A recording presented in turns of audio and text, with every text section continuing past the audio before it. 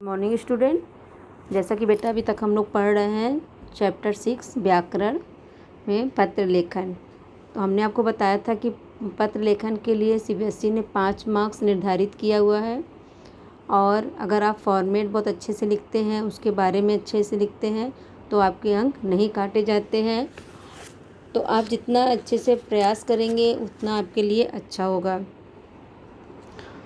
तो हमने आपको बताया था कि इसके पहले वीडियो में पत्र के प्रकार, पत्र 2 प्रकार के होते हैं, औपचारिक पत्र तथा अनौपचारिक पत्र। हम आपको एक एक उदाहरण भी हर पत्र के बारे में भेज देंगे कि जो प्रकार हैं कैसे किन के बारे में हमें लिखना है, कहाँ पे किस विभाग में लिखना है। हर विभाग का एक एक उदाहरण हम आपको भेज देंगे और आपको हर विभाग के एक एक उदाहरण का पत्र अपने फेयर कॉपी में लिखना है।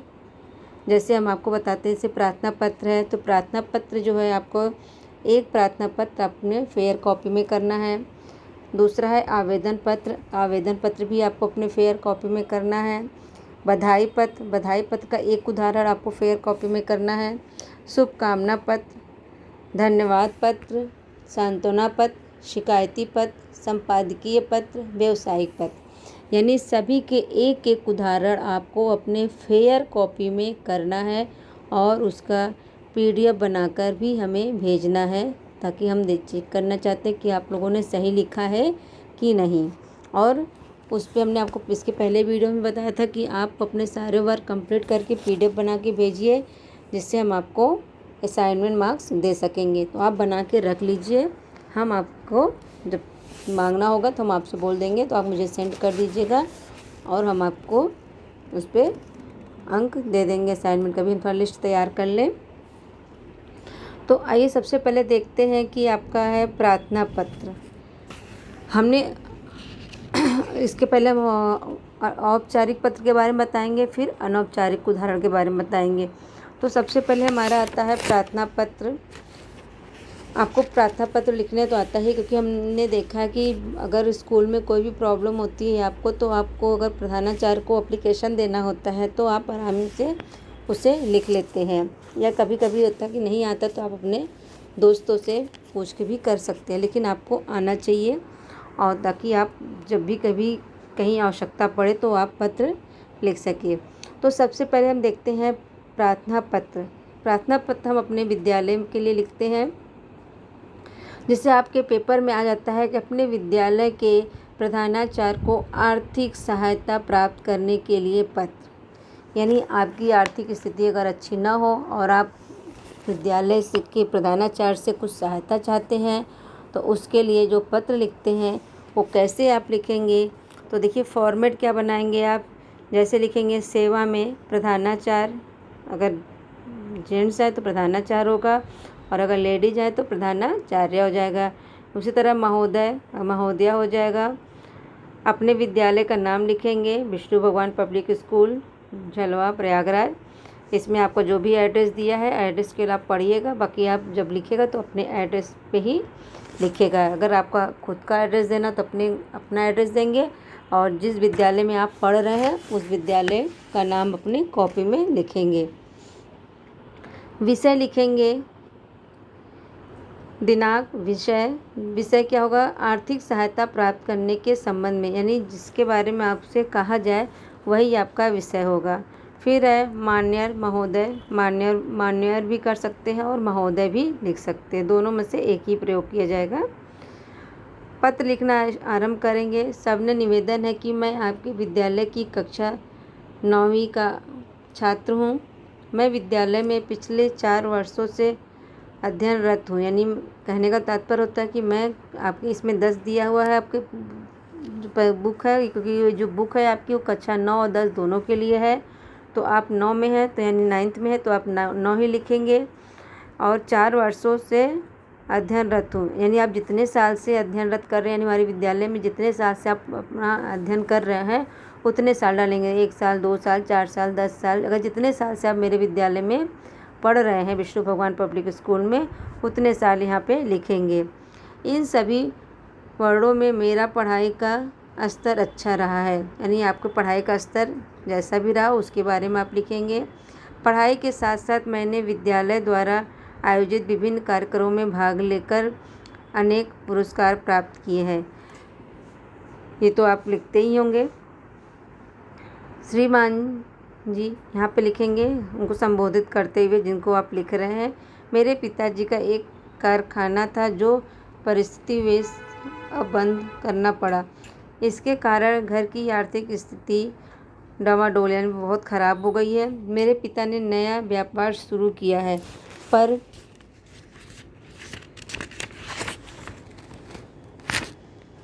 व्यवस्थित होने में थोड़ा समय लगेगा। इन परिस्थितियों में मेरे पिताजी मेरा शिक्षण शुल्क वहन करने में असमर्थ है यानी जमा करने में असमर्थ है। आपसे प्रार्थना है कि इस वर्ष मुझे विद्यालय की ओर से आर्थिक सहायता प्रदान करने की स्वीकृति प्रदान करें जिससे कि मेरी पढ़ाई में किसी प्रकार का व्यवधान न पाए। आपकी इस कृपा के लिए मैं आजीवन आपका ऋणी रहूँगा। आपने देखा कि पत्र कैसे लिखा जाता है। जैसे कि इस समय आप लोग देख ही रहे हैं कि जो आपका कोरोना महामारी चल रहा है और जिसके कारण बहुत से बच्चे अपनी पढ़ाई जारी नहीं कर पा रहे हैं, तो वो भी जाके विद्यालय में इस तरह का एप्लीकेशन दे के या तो कुछ अगर बाद में उन्हें जमा कर सकते हैं तो उसके लिए वो बाद में जिसका भी एप्लीकेशन दे दें कि मैं अभी नहीं जमा कर पाऊँगा, 2 महीने 4 महीने बाद जमा कर पाऊँगा, या जब जमा कर पाएँ तो एक एप्लीकेशन वैसे भी आप लोग को मूव कर देना चाहिए, यानी वहाँ पर दे देना चाहिए अपनी आर्थिक स्थिति के बारे में। फिर आप लिखेंगे धन्यवाद। आपका आज्ञाकारी शिष्य अभिनव शुक्ला, कक्षा 9वीं वर्ग। आप जो भी लिखेंगे, आपका ई है तो ई लिखेगा। तो मेरे ख्याल से ये आपको प्रार्थना पत्र तो लिखना समझ में आ ही गया होगा कि कैसे हमें प्रार्थना पत्र लिखना है। और इसी तरह सारे उदाहरण हैं आपके पास। अगर बुक है तो देख लीजिएगा, अगर नहीं है तो मुझे बता दीजिएगा, हम उसकी व्यवस्था करवा देंगे। उसके बाद है आपका आवेदन पत्र। ख है आपका आवेदन पत्र। आवेदन पत्र जो है ज़्यादातर नौकरियों के लिए लिखे जाते हैं। इनकी 2 विधियां होती हैं, व्यक्तिगत आवेदन शैली और मुद्रित प्रपत्र शैली। अगर आपको व्यक्तिगत यानी अपने बारे में जो लिखना होता है वो आप लिखेंगे व्यक्तिगत आवेदन शैली। तो सबसे पहले हम देखते हैं कि व्यक्तिगत आवेदन शैली की किन किन बातों को हमें ध्यान में रखते हुए आवेदन पत्र लिखना चाहिए। तो देखते हैं व्यक्तिगत आवेदन शैली में अभ्यर्थी यानी जो अभ्यर्थी स्टूडेंट है वो अगर कहीं नौकरी के लिए जाता है तो किस प्रकार का उसे एप्लीकेशन लिख के ले जाना होता है उसके बारे में बताया गया है। तो अभ्यर्थी को अपने शैक्षणिक उपलब्धियों, विशेष प्रशिक्षण तथा कार्य अनुभव के संबंध में जानकारी देते हुए नियोजक को यह विश्वास दिलाने का प्रयास किया जाता है कि वह आवेदित पद के लिए उपयुक्त सभी अर्हताओं को पूरा करता है तथा इस पद के लिए योग्य प्रत्याशी है, इसलिए उसे चयन समिति के समक्ष प्रस्तुत करने का अवसर प्रदान किया जाए जिससे कि वह अपनी पात्रता सिद्ध कर सके। यानी वो अपने योग्यता के बारे में, अपनी पढ़ाई की योग्यता के बारे में डिटेल देता है और कहता है कि मुझे इसका अवसर प्राप्त किया जाए जिससे मैं अपनी योग्यता सिद्ध कर सकूं। देखिए आगे देखते हैं। व्यक्तिगत आवेदन शैली में आवेदन पत्र भेजते समय निम्नलिखित बिंदुओं का ध्यान रखना चाहिए। कौन कौन सी बिंदुओं का हमें ध्यान ज़्यादा रखना चाहिए बेटा, ये हम लोग देख लेते हैं। प्रार्थी को विज्ञापन से यानी जो अगर हम कहीं नौकरी के लिए जाते हैं तो इसका मतलब है कि हमें कहीं से जानकारी प्राप्त होती है या न्यूज़पेपर में कोई विज्ञापन निकला होता है, तो हम उसके लिए सबसे पहले क्या करते हैं कि विज्ञापन संख्या, पद का नाम यानी किस पद के लिए वहाँ पे किस ऑफिस में खाली है, उस पद का जो नाम होता है वो पेपर में निकलता है तो उस पद का क्या नाम है उसके बारे में लिखेंगे। क्रमांक तथा विज्ञापन का दिनांक, क्रमांक क्या है यानी क्रम क्या है, किस पोजीशन पे है, और विज्ञापन का दिनांक यानी जो विज्ञापन दिया गया किस डेट में दिया गया है हमें वो नोट करना होगा। स्पष्ट रूप से अंकित करना चाहिए, यानी हमें क्लियर लिखना चाहिए कि विज्ञापन संख्या क्या है, पद का नाम यानी नौकरी जो है वो किस पद का है, क्रमांक यानी किस क्रम का है, तथा विज्ञापन का दिनांक यानी डेट, किस डेट में ये विज्ञापन निकाला गया। हमें सारी चीज़ें डिटेल में लिखना चाहिए। उसके बाद है अपनी शैक्षणिक योग्यताओं की जानकारी देते समय उत्तीर्ण परीक्षा का नाम, संस्था या बोर्ड का नाम, वर्ष, प्राप्तांक का योग तथा प्रतिशत, विषय, परीक्षा का माध्यम तथा यदि कोई विशेष योग्यता हो तो उसका उल्लेख करना चाहिए। यानी अपनी परीक्षा यानी हमने जो डिग्री ली है उसके साथ साथ जो हमने अदर डिग्री यानी डिप्लोमा लिया है उसका भी उल्लेख करना चाहिए। यानी हमारी जो डिग्री है उसके साथ साथ कोई डिप्लोमा होता है तो हमें भी उसके बारे में डिटेल लिख देना चाहिए। फिर है प्रार्थी को अपना विवरण देते समय अपना नाम, पता, दूरभाष सहित यानी जो उनका मोबाइल नंबर या फ़ोन नंबर होता है वो ज़रूर लिखना चाहिए। अपनी जन्म तिथि आदि का उल्लेख करना चाहिए। आवेदक को आवेदन पत्र में कोई असत्य सूचना प्रेषित नहीं करनी चाहिए। प्रायः आवेदन पत्र अभ्यर्थी के हस्तलेख में आमंत्रित किए जाते हैं, इसलिए अभ्यर्थी को सुलेख में उसे बॉल पेन या इंक पेन में लिखकर प्रेषित करना चाहिए। फिर उसके बाद न्यू पॉइंट है, यदि आवेदक पत्र टंकित टाइप करवाया गया हो तो टाइप करवाने के बाद एक बार उसे अवश्य पढ़ लेना चाहिए जिससे कि उसमें किसी प्रकार की त्रुटि ना हो। यानी अगर हम एप्लीकेशन किसी से टाइप करवाते तो उसे भी हमें पढ़ लेना चाहिए कि कोई गलती तो उसमें नहीं है। फिर है आवेदन पत्र के साथ अपने प्रमाण पत्रों की सूची भी संलग्न करनी चाहिए। यानी हमें आवेदन पत्रों के साथ अपने प्रमाण सूची जो होती है उसे भी साथ में लगा देना चाहिए। उसके बाद है आवेदन पत्र के उदाहरण देख लीजिए। बेसिक शिक्षा अधिकारी को प्राथमिक शिक्षण के पद के लिए आवेदन पत्र लिखते हैं तो इसमें क्या लिखना है, अपना नाम लिखेंगे, जो भी आपका नाम है, अपना एड्रेस लिखेंगे और किसे लिख रहे हैं उसे लिखेंगे। जैसे आपने बेसिक शिक्षा अधिकारी उत्तर प्रदेश को लिख रहे हैं, कहाँ के हैं, लखनऊ के आपके हैं, लखनऊ उत्तर प्रदेश। विषय क्या है, प्राथमिक शिक्षक के पद के लिए आवेदन पत्र, यानी प्राथमिक शिक्षक पद के लिए हमें वहाँ पर अपना आवेदन पत्र देना है। कैसे लिखना है ये भी आप देख लीजिए। मान्यवर दिनांक लिखेंगे कि दैनिक समाचार पत्र दैनिक जागरण से प्राप्त हुआ है, यानी किस पेपर से आपको प्राप्त हुआ वो भी आपको बताना होगा। आपके विभाग में प्राथमिक शिक्षक के कुछ स्थान रिक्त हैं, उन पदों के लिए आवेदन पत्र आमंत्रित किए गए हैं। मैं भी स्वयं को इस पद के उम्मीदवार के रूप में प्रस्तुत करना चाहता हूँ। मेरी योग्यता व अन्य विवरण इस प्रकार है। तो अपना जो भी है नाम, पिता का नाम, जन्म तिथि, स्थायी पता आदि को इसमें दर्शाना होगा। उसके बाद आपका है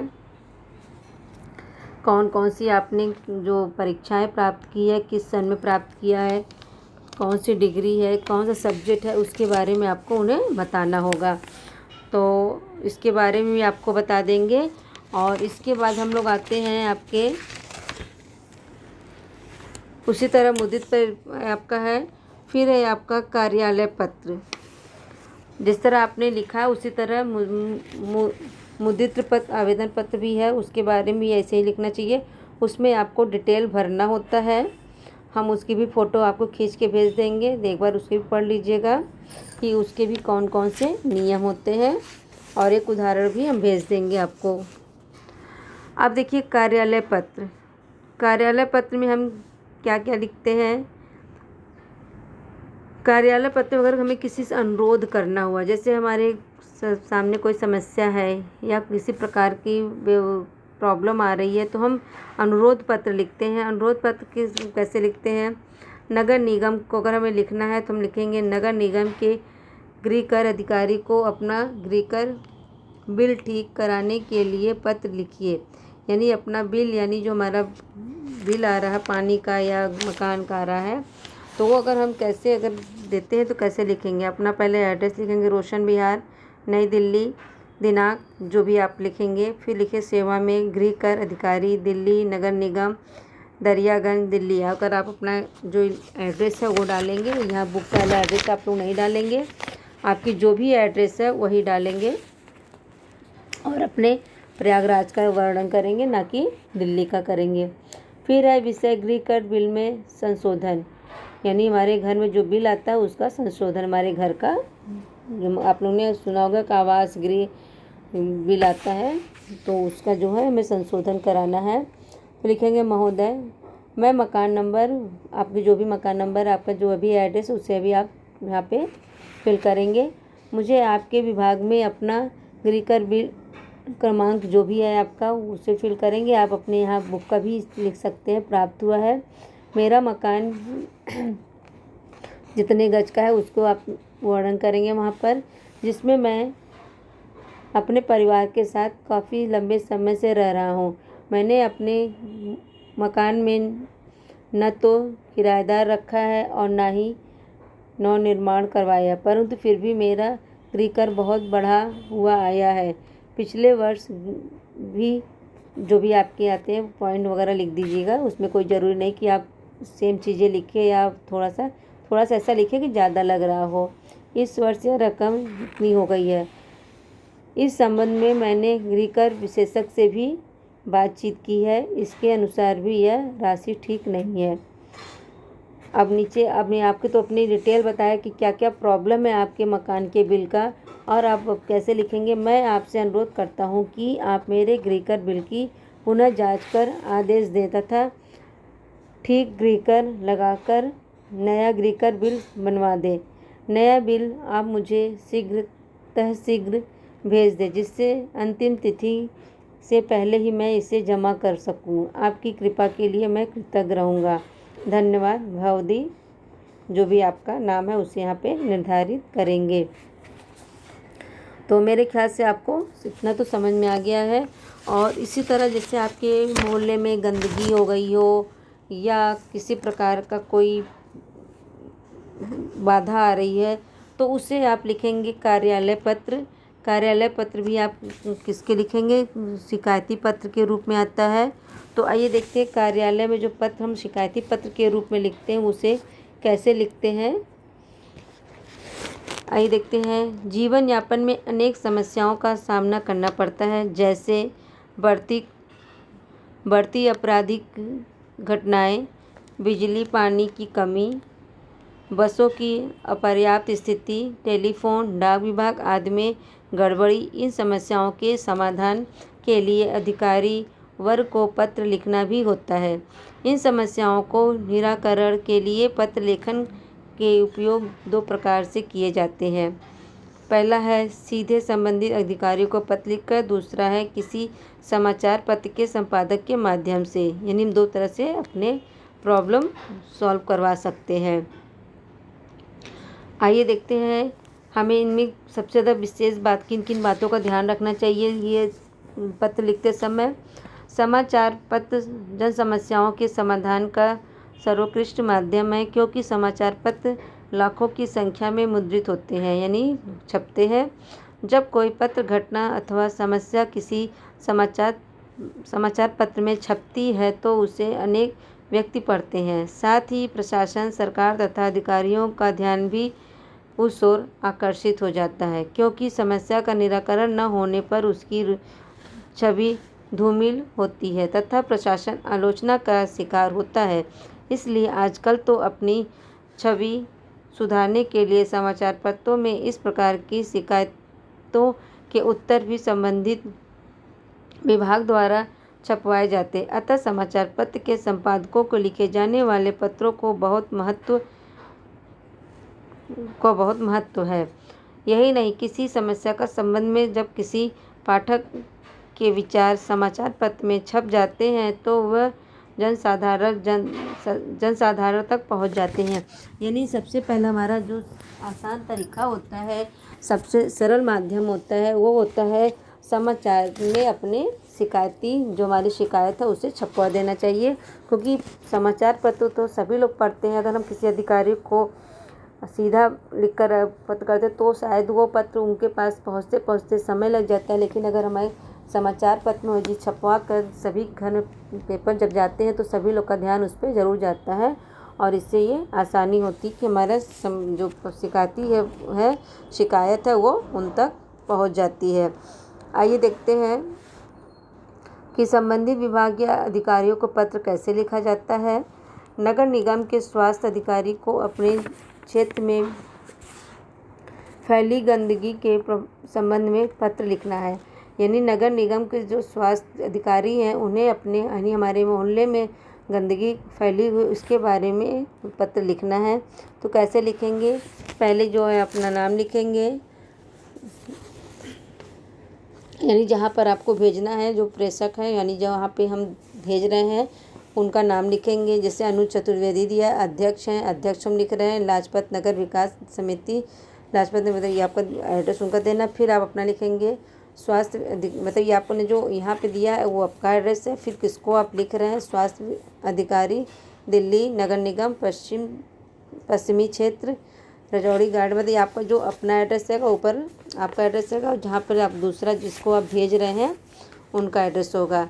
क्योंकि पहले तो आप अपने बारे में बताएंगे हम यहाँ के मेरा ये एड्रेस है और फिर जो आप लिखना शुरू करेंगे वो वहाँ से लिखेंगे कि जिनको आप लिख रहे हैं।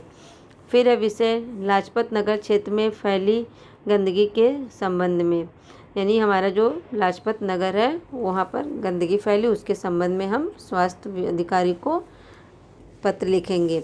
पत्र में लिखेंगे महोदय, इस पत्र के माध्यम से मैं आपका ध्यान लाजपत नगर क्षेत्र में फैली गंदगी की ओर आकर्षित करना चाहता हूँ।